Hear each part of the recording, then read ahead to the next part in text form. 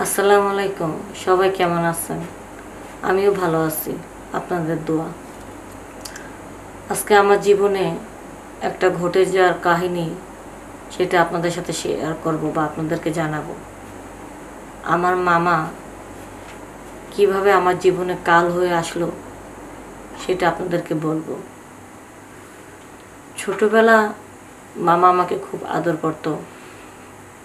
মার সাথে মামার বাড়িতে যাইতাম, কত মজা টজা কিনা দিত, অনেক আদর করতো। নানি নানা সবাই আদর করতো। তাই মামার কথা, নানা নানির কথা, ছোটোবেলার কথা ভুলতে পারিনি। তো হঠাৎ করে বড় হয়ে গেছি, বিয়ে দিয়ে দিছে।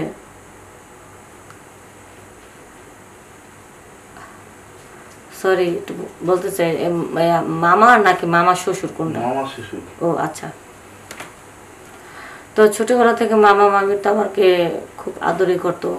তো আমি জানি যে মামারা খুব ভালো হয়, খুব আদর করে। তো আমি যখন বড় হয়ে গেলাম, আমাকে বিয়ে দিয়ে দিল। মামা মামি নানা নানি সবাই কান্দাকাটি করলো।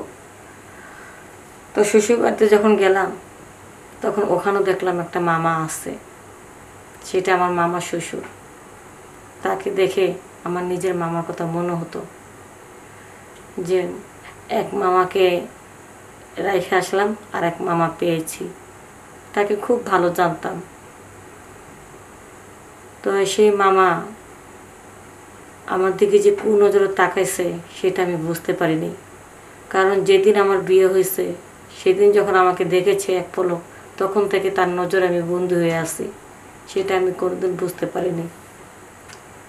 হঠাৎ করে আমার স্বামী বিদেশে চলে যাবে, তো কাগজপত্র সব কিছু গোছানো ছিল। আমার বিয়ের 3-4 মাস পরে তাকে বাইরে যাওয়ার চিন্তা ভাবনা করে পাঠিয়ে দেয়।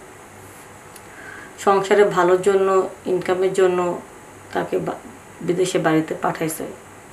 আর আমার শ্বশুর বাড়িতে আমি থাকতাম, সেটা আমার শাশুড়ির বাপের বাড়ি। সেখানে আমার মামা শ্বশুরও থাকতো। আমার নিজের শ্বশুর ঘর জামাই হিসাবে বাড়িতে থাকতো। তো শ্বশুরটা তো মারা গেছে। তো আমার শাশুড়ি বাপের বাড়ি পড়ে থাকতো। সেখানে তার ভাই আছে, মানে আমার মামা শ্বশুর থাকতো আর আমার শাশুড়ি থাকতো। আমার মামা শ্বশুরের রুমটা ছিল পাশাপাশি, তাদের পাশে আর কি আমার শাশুড়ির রুম। সেই রুমে একটা ঘরে আমি থাকতাম। এখন প্রায় মাঝে মধ্যে ফোন দিত আমার স্বামী বিদেশে যাওয়ার পরে। অনেক ধরনের কথা বলতো, রোমান্টিক রোমান্টিক কথা বলতো। রাত্রেবেলা শুয়ে শুয়ে আমি রোমান্টিক কথা বলতাম।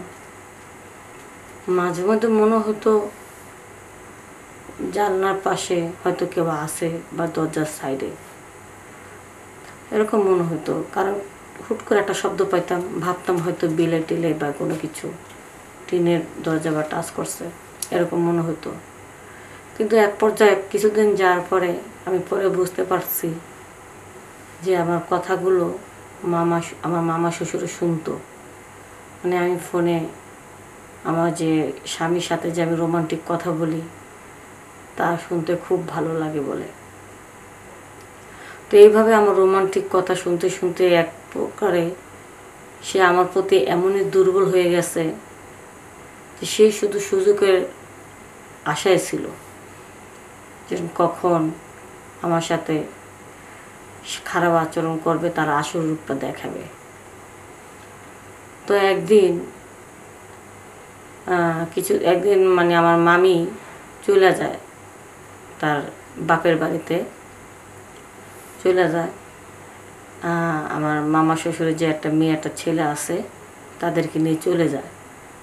তো কিছুদিন থাকার পরে মামা বলে আমার শাশুড়িকে যে বোন, তুই যাইয়া তোর ভাবির একটু নিয়ে আস, তাদের বাপের বাড়ি থেকে একা আসতে পারবে না, ওদেরকে নিয়ে আস আর দুদিন থাইকা বেড়ায় গা।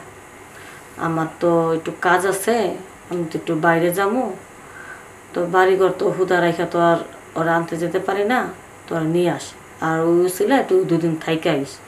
তো তো বললো তাহলে আমি বউরের সাথে করে নিয়ে যা, আমার কথা বললো। কয় ওরা সাথে করে নিয়ে যাবি, বাড়িঘর কি পুরো খালি পরে থাকবো? ওই থাক, আমি যেহেতু চলে যাম গা আমার ব্যবসার কাজের জন্য একটু দূরে, তো বাড়িটা খালি পরে থাকবো না, বউটা থাক, তুই যা। তো আমার শাশুড়ি পাঠা দেয় তার ভাবিরে নিয়ে আসার জন্য, মানে আমার মামি শাশুড়িকে নিয়ে আসার জন্য বাপের বাড়ি থেকে। আর ওখানে বলে যে যাইয়া দূরের রাস্তা তো 2-1 দিন থাকবে। আর আর আমার মামা শ্বশুর তো অফিসের কাজের জন্য সেই 5-6 দিনের জন্য সে চলে যাবে, এরকম একটা বলে। তো বাড়িটা ফাঁকা বাড়ি, একা খালি থুয়ে গেলে কেমন দেখা যায়, এই জন্য আর কি আমাকে রাইখা গেছে।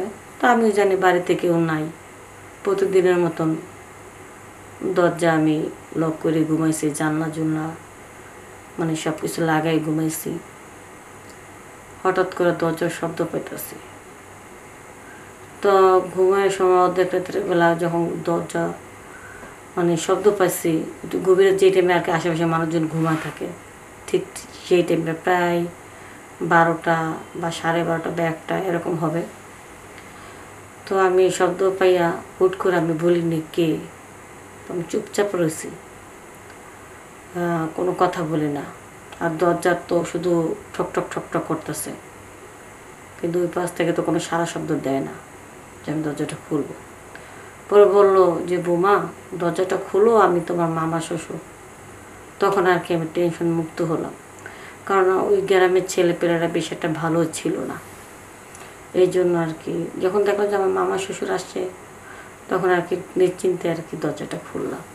খোলার পরে বললো মামা আপনারা অফিসে কাজের জন্য 5-6 দিনের জন্য কই বলে যাবেন, ঢাকা না জানি কই যাবেন বলছেন।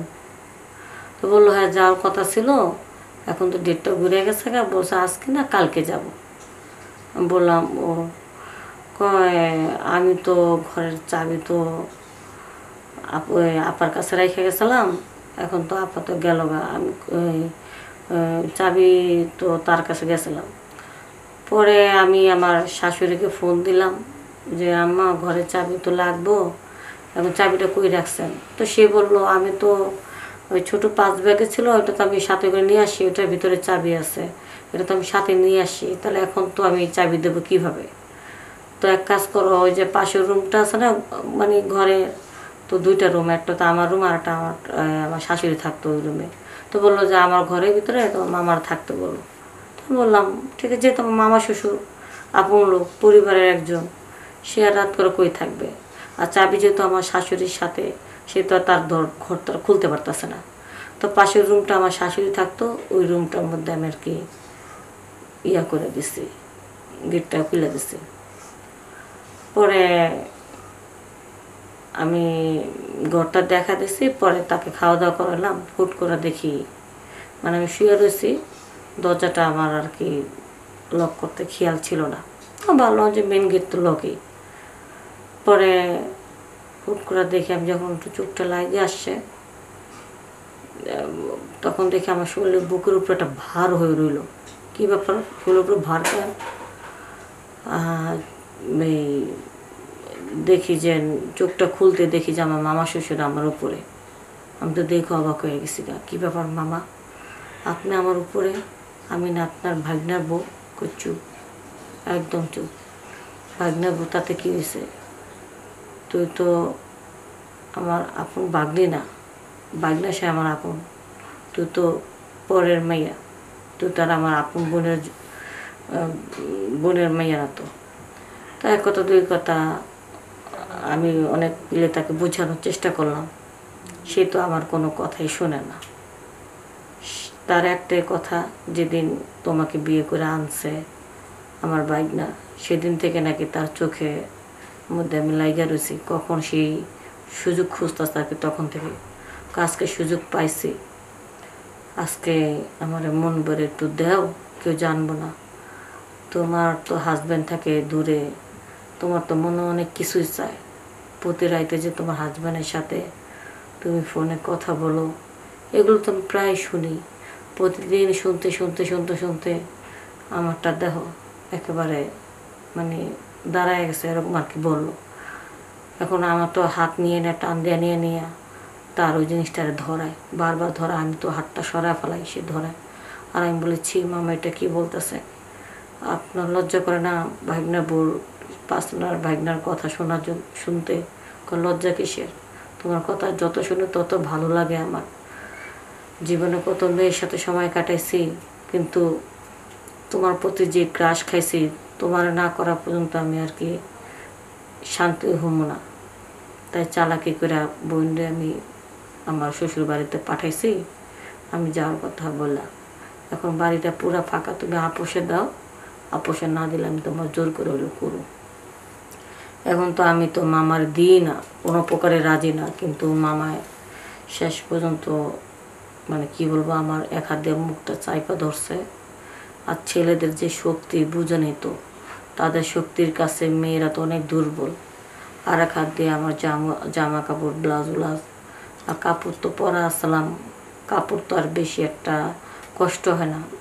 যদি ওই কাজ করতে গেলে কাপড় পরা থাকলে তো তাদের জন্য সুবিধা হয়। তখন তার শক্তির সাথে আমি আর পেরে উঠতে পারিনি।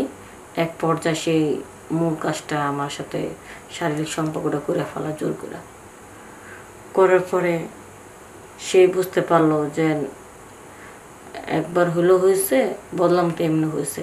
সে ওই রাইতে আমার সাথে 4 বার মিলন করে, 3 থেকে 4 বার মিলন করে, জোর করবে মিলন করে। আর আমাকে ভয় দেখাইতো। আমি আবার একটু মোবাইল টোবাইল চালাইতাম, বিভিন্ন ধরনের খবর দেখতাম। কারণ ছেলেদের যখন ওই জিনিসটার চাহিদাটা ওঠে, তখন তো তারা কোনো কিছু মানে না। ভুলবশত যদি সেই যদি আমার জীবনটা কায়রা নেয়, তো জানের ভয়ে সে জোরপূর্ব অবস্থা আমার সাথে করতো। তারপর আমি বিষয়টা চিল্লানি দিতাম না, ভয়তে। কয়েকটা কথা বলবি তো তোরে মানে আমাকে দুনিয়া থেকে শেষ করে দেব, এমন একটা ভয় দেখাতো। পরে এইভাবে শারীরিক করার পরে সে আমাকে একটা হুমকি দিল যে এই কথা জানি কাউকে না বলি। তা আমি বলতাম না, কিন্তু নিজের সাথে এরকম ঘটে যাওয়ার একটা জিনিস মানে ঘটে গেল, তো আমি না বললেও পারি না। তো অনেক দিন হইল, কারো বলি না দেখে সে আবারও সুযোগ নেওয়ার চেষ্টা করে। সে বলতেছে যে তোর তো যতই দেখি অতই ভালো লাগে, যতই দেখি অতই ভালো লাগে, আমার আর একদিন একটু দিস, এরকম বলে। তো ভাবলাম এরকম যখন সে আমাকে প্রায় ডিস্টার্ব করে অফারগুলো দেয়, আর না দিলে তো সে জোর করে করবো। তো এক পর্যায়ে বাধ্য হইয়া আমি আমার বাপের বাড়ি বেড়ানোর কথা বলে চলে আসি। চলে আসার পরে আমি আর আমার শ্বশুর বাড়ি যাই না। কেন যাই না, কী ব্যাপার কাউকে বলতে পারতাম না। পরে যখন 5 বছর পর আমার স্বামী ফিরে আসে আমাকে নেওয়ার জন্য, তখন আর কি তার কাছে আমি এই কথাগুলো বলি যে এই ঘটনা, আমি তোমার মামা তো আমার সাথে এরকম করছে। পরে আমার স্বামী থানা যে একটা মামলা করে মামার বিরুদ্ধে, পুলিশ এসে মামাকে ধরে নিয়ে যায়। আর আমার স্বামী মানে পারমিশন নিয়ে আমি ক্যামেরার সামনে আসছি সবাইকে জানানোর জন্য। আর আমার স্বামী আমাকে প্রচুর ভালোবাসে। আমার জীবনে একটা ঘটনা ঘটে গেছে, সেটার জন্য সে দুঃখিত। সে চায় না আমাকে ছাড়া, সেই সব কিছু যায় না, আমাকে মেনে নেবে এবং আমার সাথে সংসার করবে। তো আমাকে বললো তুমি বিশ্বের সাথে জানায় দাও যে এরকম যদি কারোর জীবনে ঘটে থাকে, বা তারা যেন একটু সতর্ক হয়, কোনো পুরুষ মানুষকে যেন বিষয়টা বিশ্বাস করে না, বা একা যেন কোথাও না যায়, আর একা বাড়িতে যেন না থাকে। তো বন্ধুরা, তা এতক্ষণ তো আমার জীবনে একটা ঘটনা ঘটে গেল, সেটা আপনাদের সাথে শেয়ার করলাম। আপনারা সবাই সাবধানে থাকবেন, কারণ মেয়ে মানুষ ছেলেদের নজরে যদি একবার পড়ে যায় সেটা খুব খারাপ। সতর্কভাবে চলবেন, সাবধানে চলবেন। সবাই ভালো থাকবেন। সবাইকে আসসালামু আলাইকুম।